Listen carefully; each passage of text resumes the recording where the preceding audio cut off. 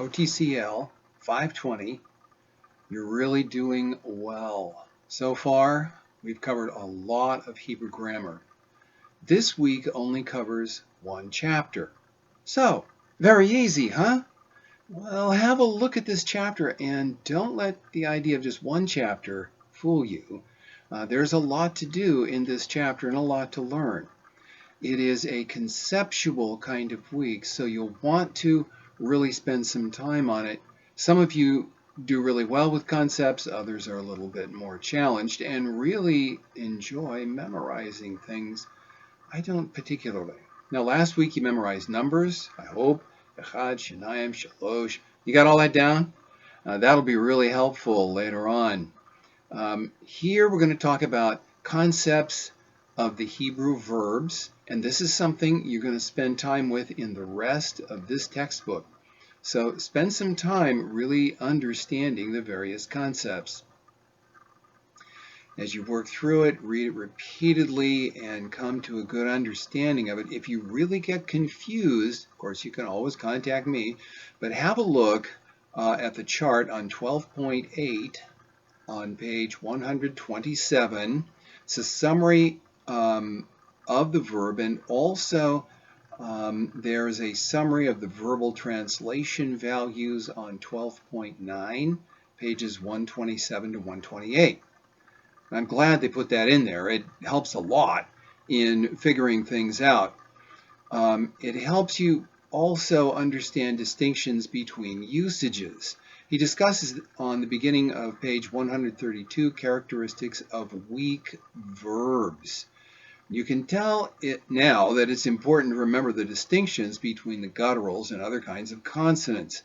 My guess is way back when you memorized the alphabet, you had no idea this would be so important. Well, it is now. If you get curious, you might want to look ahead in the next chapter, since you're only doing one chapter this time, right? It discusses the basic call stem. Begin memorizing the call stem on page 141. Cannot tell you how important it is to memorize that to get an understanding of this Hebrew verb.